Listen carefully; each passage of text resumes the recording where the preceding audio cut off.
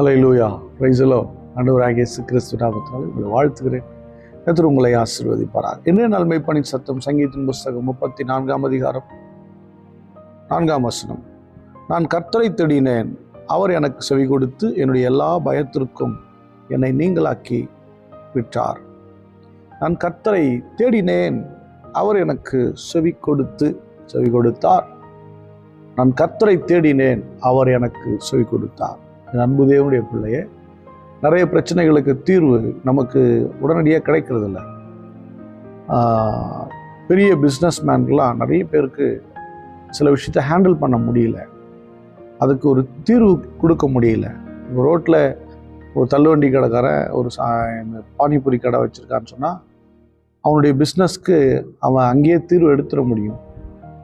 ஏன்னா ஒரு சின்ன கேபிட்டல், ஒரு சிறிய மூலதனம், ஒரு 2000 ரூபா அதிகப்படி என்னதான் ஒரு பானிபூரி கடை வைக்கணும், ஒரு 10,000 ரூபா இருந்தால் என்ன பண்ணிடலாம், ஒரு பானிபூரி கடை வைக்கலாம்.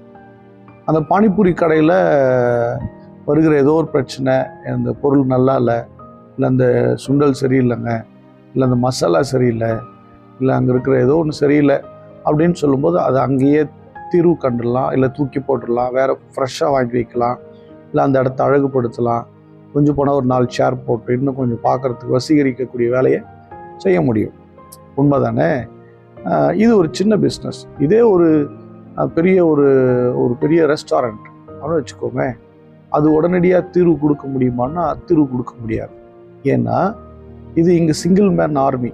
இங்கே ஒரு பானிபூரி கடையில் ரெஸ்டாரண்ட்டும் ஒரு பெரிய ஒரு நிர்வாகம், மேனேஜர் வேணும், சூப்பர்வைசர் வேணும், அங்கே ஒர்க் பண்ணுற அந்த ஆர்டர் எடுக்கிற ஆள் வேணும், அங்கே இருக்கிற சர்வீஸ் பாய் வேணும், உள்ள கிச்சன் குக் வேணும், அங்கே கிளீனிங் பண்ணுற வேணும்.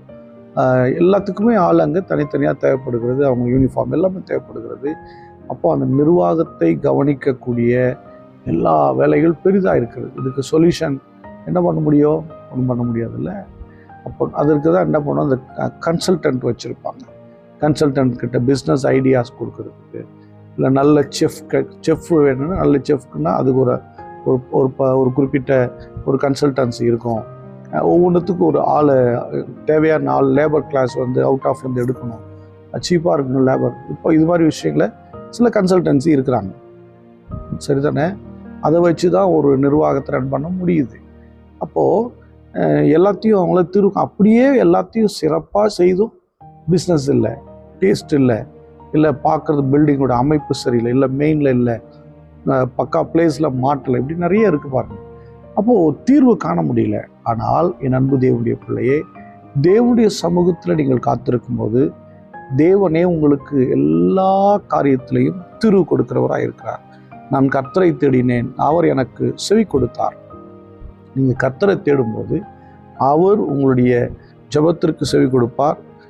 உங்களுடைய பயத்தின் பிரச்சனை, உங்களுக்கு என்ன பிரச்சனையோ அதை நீக்குவார், அதை மாற்றுவார். அது பயமா, தேவையா, குறைவா, பலவீனமா, எதுவானாலும் அவர் மாற்றி போடுவார். அல்லேலூயா.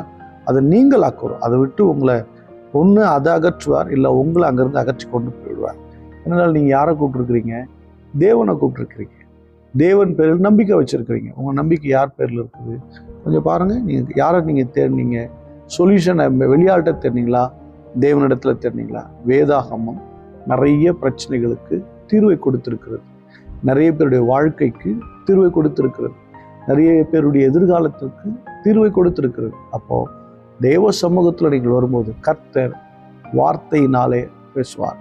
அந்த வார்த்தை உங்களை வாழ வைக்கும், உங்கள் பயத்தை நீக்கும், உங்கள் தரித்திரத்தை நீக்கும், உங்கள் சாபத்தை நீக்கும், உங்கள் பலவீனத்தை நீக்கும், எல்லாவற்றையும் மாற்றி உங்களை சமாதானமுள்ள மனிதனாக, ஆசீர்வதிக்கப்பட்ட மனிதனாக, மேன்மையான மனிதனாக இந்த வேதம் மாற்றிவிடும். அல்லேலூயா. நீங்கள் அவருடைய சமூகத்தில் ஜெபித்த ஜெபங்களுக்கு அவர் பதில் தருகிறார், தந்துவிட்டார். கர்த்தர் உங்களை ஆசீர்வதிப்பார். ஸ்தோத்திரம் பண்ணுவோமா?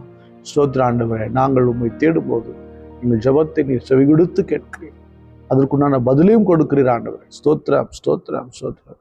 அன்பின் பிதாவை உம்மை ஸ்தோத்திரிக்கிற ஆண்டவரே, எங்கள் ஜெபங்களை நீங்கள் தள்ளிவிடலைப்பா, எங்கள் ஜெபங்களை நீங்கள் கேட்குறீங்க, எங்களை கைவிடலை, எங்களை நடத்துகிறீங்க, எங்கள் கூடவே வரீங்க. அதுக்காக ஸ்தோத்திரம்.